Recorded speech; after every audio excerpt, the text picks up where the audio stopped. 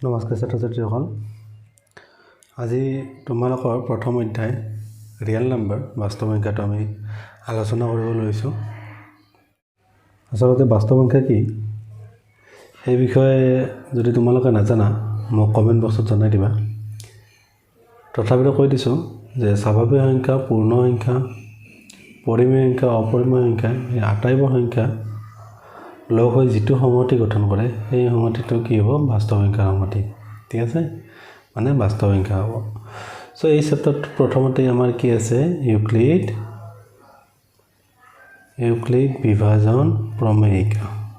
Euclid বিভাজন প্ৰমেয়িকা। এতিয়া কথাটো হ'ল ইউক্লিড বিভাজন প্ৰমেয়িকা জনাৰ আগতে আমি জানিব লাগিব যে কি প্ৰমেয়িকা কি। ঠিক আছে, প্ৰমেয়িকা হৈছে যে এনেকুৱা এটা ষ্টেটমেণ্ট যিটো ষ্টেটমেণ্টৰ সহায়ত আমি অইন এটা ষ্টেটমেণ্ট আমি কি কৰিব পাৰোঁ? প্ৰয়োগ কৰিব পাৰোঁ। ঠিক আছে, কোনোবা এটা ষ্টেটমেণ্ট আমাক আগৰে পৰা প্ৰমাণিত হৈ আছে, সেই ষ্টেটমেণ্টটোক আমি কি কৰিব পাৰোঁ? ব্যৱহাৰ কৰি অন্য এটা ষ্টেটমেণ্ট প্ৰমাণ কৰিব পাৰোঁ। তাক আমি কি বুলি কওঁ? প্ৰমেয়িকা বুলি কওঁ। ঠিক তেনেকৈ এটা আছে আমাৰ কলন বিধি। কলন বিধিৰ সহায়ত কি কৰে যে কিছুমান আমি স্তৰত বা ষ্টেপত আমি কি কৰোঁ?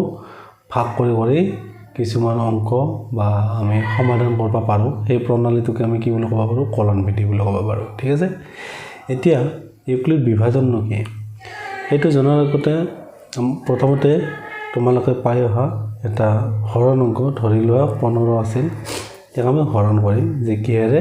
2ৰে। ঠিক আছে, 2ৰে যেতিয়া হৰণ কৰিম কেইবাৰ যাব? 2 7 গুণ 14, 7 বাৰ গ'ল আমাৰ, হয়নে? ইয়াতে বাকী থাকিল আমাৰ কি? 1। ঠিক আছে, এতিয়া তোমালোক এইকেইটাৰ নাম জানা চাগে। 15টোক কি বুলি কয়? যে 15টোক আমি কি বুলি ক'ম? যে ভাজ্য। ঠিক আছে, আৰু 7টোক কি বুলি ক'ম? 7টোক আমি ক'ম ভাগফল। 2টোক ক'ম আমি ভাজক,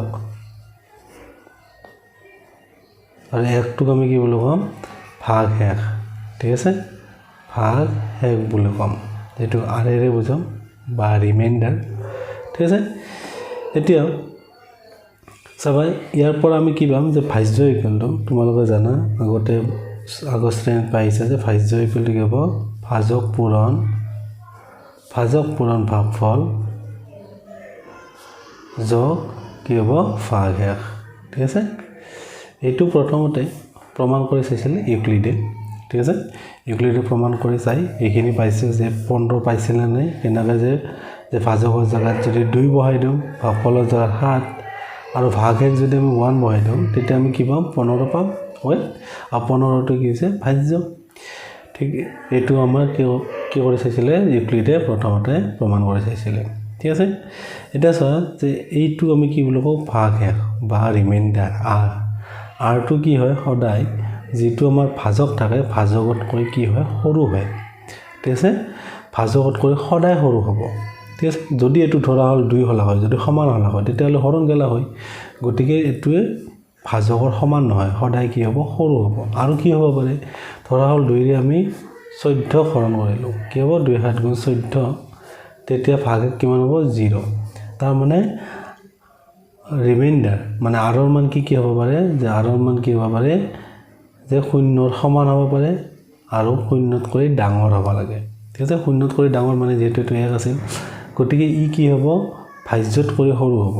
ঠিক আছে, ইয়াতে যিহেতু 2 লিখিছিলোঁ মই, গতিকে ভাজ্যতকৈ সৰু হ'ব। ঠিক আছে, এতিয়া আমি ইউক্লিডৰ প্ৰমেয়িকাটো চাওঁ। বিভাজন প্ৰমেয়িকা কি কৈছে? যে দুটা যোগাত্মক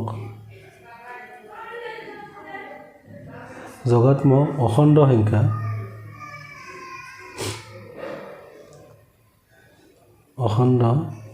সংখ্যা A আৰু B দিয়া থাকিলে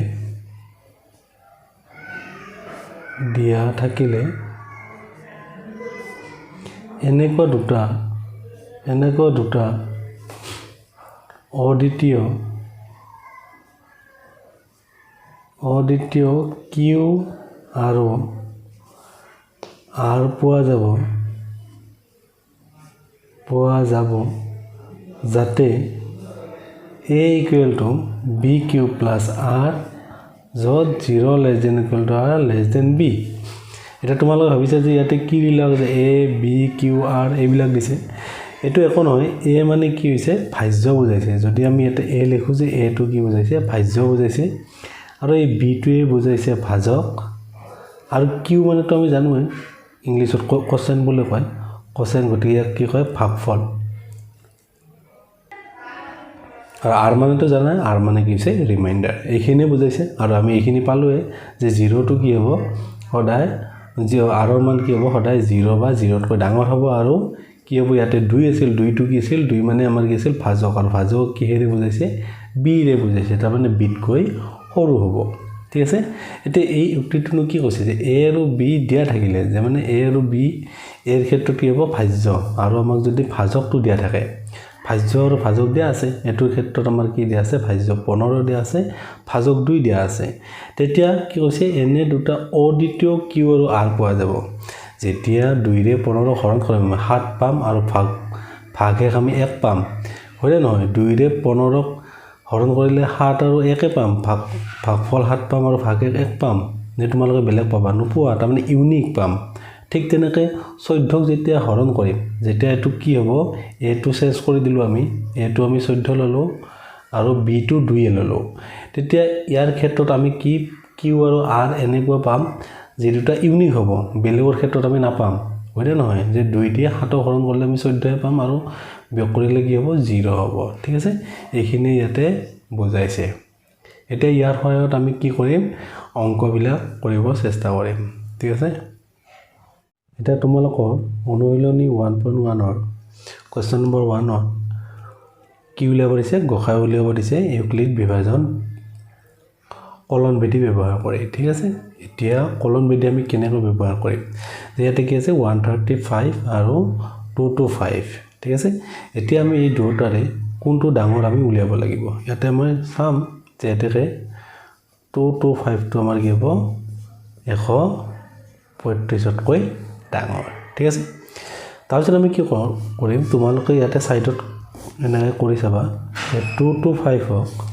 135 এৰে হৰণ কৰিম কেইবাৰ যাব এবাৰ যাব যে 135 ঠিক আছে তাৰপিছত বিয়োগ কৰা এটো কি হ'ব 0 12 এটো গলে কি হ'ব 9 ঠিক আছে গতিকে আমি কি লিখিম যে 225 ইকুৱেল টু আমি কি কৰিছো যে 20 জায়গাত 135 into q জায়গাত আমি কি পালো 1 পালো প্লাস r জায়গাত কি পালো 90 পালো ঠিক আছে এতিয়া আমি কি কৰিম এই 90 ৰে 135 ক ডিভাইড কৰিম ঠিক আছে আমি কি লিখিলো যে 135 টো ইয়াতে লিখিলো ঠিক আছে সো 90 ৰে এটো কেবা যাব এবাৰ যাব 90 সো বিয়োগ কৰিলে কি হ'ব 45 সো আমি কি কৰিছো যে 135 টো আমি a হিচাপে লিখিছো গতিকে 135 টো আমি ইয়াতে লিখিম 135 ঠিক আছে আৰু 90 টো আমি কি হিচাপে ব্যৱহাৰ কৰিলো b হিচাপে ব্যৱহাৰ কৰিলো b মানে আমাৰ কি আছিল ভাজক হিচাপে এইবাৰ গল এবাৰ গল গতিকে ভাগফল আমি 1 আৰু ভাগে কিমান ৰ 45 নেক্সট স্টেপত চোৱা 45 ৰে 90 আমি কি কৰিব লাগিব হৰণ কৰিব লাগিব কেইবাৰ যাব দুবাৰ যাব আৰু ভাগে কি হ'ব 0 ভাগে 0 নোপোৱালৈকে আমি কি কৰিব লাগিব এটো কৰি গৈ থাকিব লাগিব এতিয়া চোৱা এটা আমি কি কৰিছো যে 90 টো a হিচাপে লিখিছো a মানে ভাজ্য আৰু ভাগফল হিচাপত আমি কি লিখিছো ভাজক হিচাপত আমি 45 আৰু ভাগফল হিচাপত আমি কি পালো 2 আৰু ভাগ কিমান পালো 0 পালো এতিয়া চোৱা কোনটোৰে হৰণ কৰোতে আমাৰ 0 পাইছো যে 45 ৰে গতিকে 135 আৰু 225 ৰ গসাও কিমান হ'ব যে কোনটো সংখ্যাৰে হৰণ কৰাতে 0 পাইছো যে 45 গতিকে গসাও কিমান হ'ব 45 সো এনেকৈ আমি কি কৰিব পাৰো ইউক্লিড বিভাজন প্ৰমেয়িকা ব্যৱহাৰ কৰি গসাও উলিয়াব পাৰো তোমালোকে এনেকৈ কৰিব পাৰা নাইবা যদি এনেকৈ তোমালোকে ডাইৰেক্ট নোৱাৰা এইখিনি সাইডত হৰণ কৰিব পাৰা নাইবা এনেকৈ ডাইৰেক্ট কৰি দিলেও তোমালোকৰ ম্যাথছটো হ'ব আজিলৈ ইমানতে সামৰিছো যদি তোমালোকে বুজি পাইছা তোমালোকৰ অনুশীলনী প্ৰথমকেইটা কৰি চাবা আৰু মোক ক'বা যে পাৰিছানে নাই ঠিক আছে আজিলৈ ইমানতে সামৰিছোঁ ধন্যবাদ